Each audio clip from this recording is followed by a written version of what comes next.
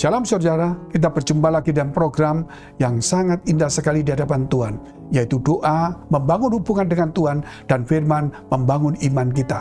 Supaya apa yang kita kerjakan dan apa yang kita doakan, itu berkenan kepada Tuhan. Kerap kali dalam kehidupan kita saat ini, mungkin doa-doa kita belum terjawab, karena mungkin iman kita lagi goncang. Ataupun juga, mungkin iman kita goncang karena kita tidak membaca firman Allah. Oleh karena itu hari ini, program ini jangan sampai dilewatkan. Mari kita membangun setiap hari, yaitu membangun hubungan. Sama seperti kita meletakkan tangga satu demi satu, sampai kita mencapai tingkat tertentu. Mari kita tunduk kepala, kita berdoa.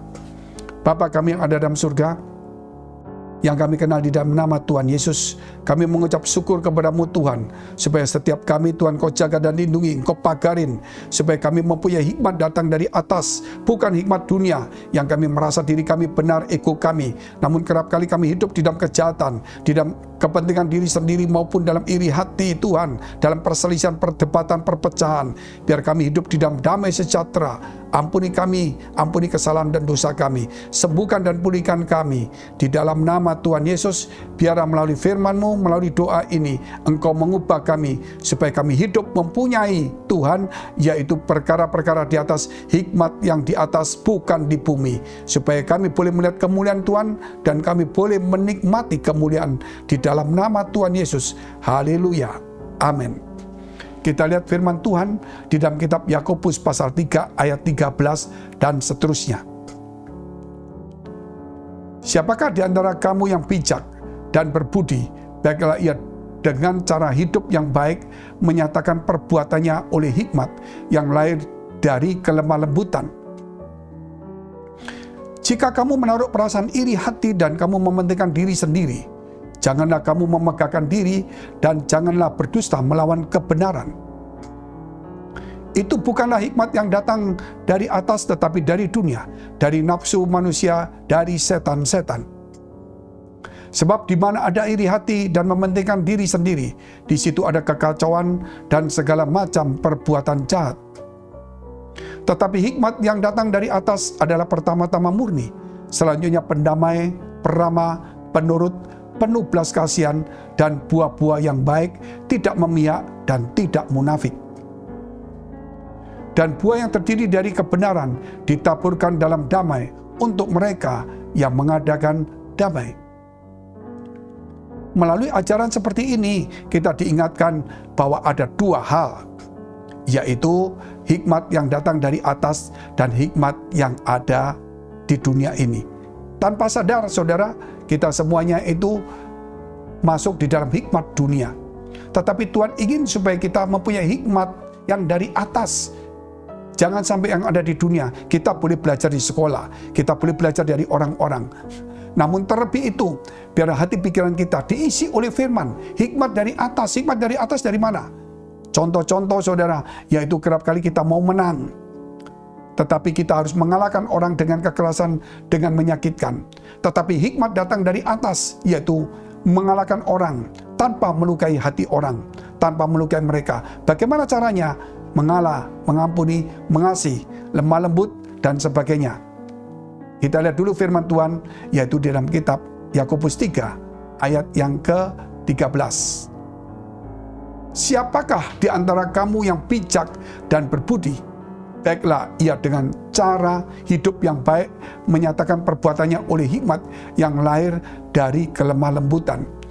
Tuhan ingin supaya kita belajar di dalam bijak dan yang berbudi, sehingga kita mulai memberikan hidup kita dengan hal-hal yang lemah lembut, bukan dengan kekerasan, bukan dengan kejahatan, bukan dengan hal yang kasar. Saudara, kita harus belajar lemah lembut. Namun mungkin saudara berkata begini, loh Yesus kenapa itu di bait Allah dia mengobrak-abrik? Kelemah lembutan bukan berbicara tentang orang yang tidak punya daya, tapi kelemah lembutan itu yang mengajar orang dengan baik. Namun ketika seseorang berbuat sesuatu yang salah, maka orang itu perlu juga dididik yang baik. Namun ketika orang itu sengaja berbuat salah, tidak ada hal yang lain, pasti ada hukuman. Nah, hukuman itulah yang Tuhan ingin supaya kita jangan sampai mendapatkannya. Hukuman apa yang diterima oleh para yang ada di bait Allah yang diobrak-abrik itu? Supaya mereka jangan berjualan di sana. supaya mereka jangan mengambil keuntungan, supaya hidup mereka jangan tambah dosa. Tapi Tuhan tidak langsung memukul, tidak membunuh mereka, namun mengusirnya supaya mereka tidak tambah berdosa. Sehingga kelemah lembutan itu berbicara tentang kebaikan dan mencegah orang supaya jangan sampai dia jatuh di dalam dosa terlalu dalam. Kita lihat dulu ayat yang ke-14 sampai dengan ayat yang ke-16. Tentang hikmat dunia, jika kamu menaruh perasaan iri hati dan kamu mementingkan diri sendiri, janganlah kamu memegahkan diri dan janganlah berdusta melawan kebenaran.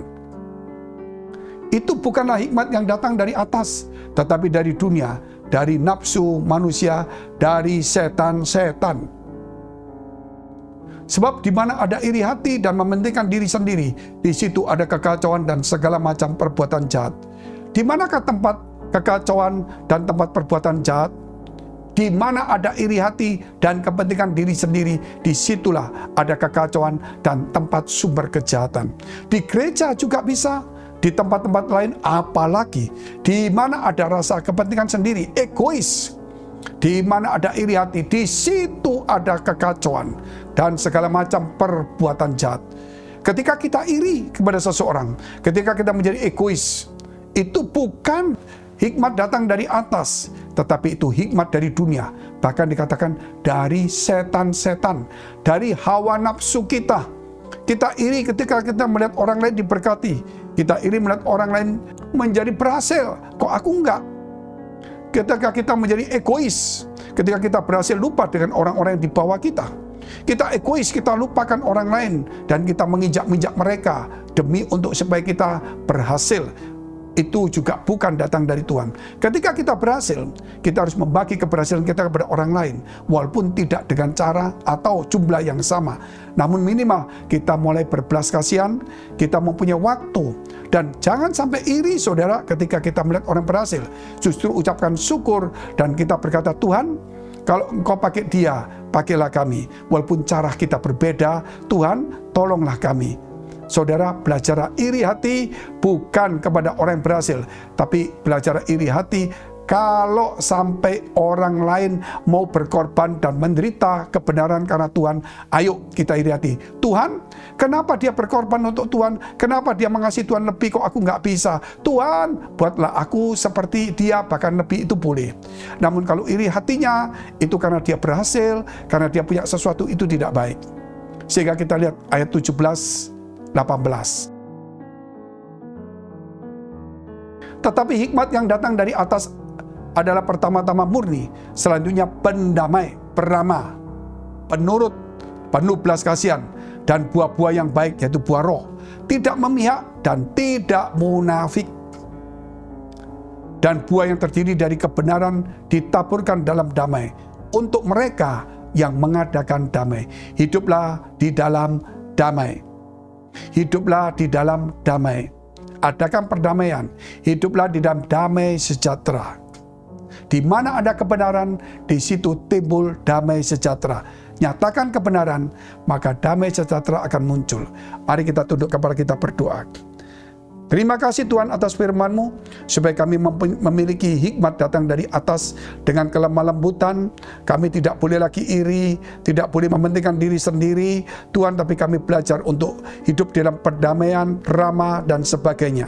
Engkau memberkati kami semuanya, supaya hari ini kami dibebaskan dari iri hati kami dibebaskan dari sakit hati kami, dari ego kami, di dalam nama Yesus Kristus. Mari dekapkan kedua tanganmu di dadamu jika engkau punya masalah, dan dekapkan tanganmu di bagian yang sakit jika engkau sakit. Di dalam nama Yesus Kristus jadilah sembuh, dalam nama Yesus jadilah sehat, dalam nama Yesus jadilah pulih, jadilah kuat, dan jadilah terhibur, dan jadilah berhasil dalam nama Yesus. Mari kita doa. Bapa kami yang diajarkan Tuhan Yesus, Bapa kami yang ada di surga, dikuduskanlah namamu, datanglah kerajaan-Mu, jadilah kehendak-Mu di bumi seperti di surga. Berikanlah kami pada hari ini makanan kami yang secukupnya, dan ampunilah kami akan kesalahan kami, seperti kami juga telah mengampuni orang yang bersalah pada kami. Dan janganlah membawa kami ke dalam pencobaan, tetapi lepaskanlah kami daripada yang jahat, karena Engkau yang punya kerajaan, dan kuasa, dan kemuliaan, sampai selama-lamanya. Amin. Sampai jumpa. Jikalau saudara masih membutuhkan konseling doa, silakan hubungi nomor yang tertera. Tuhan Yesus memberkati.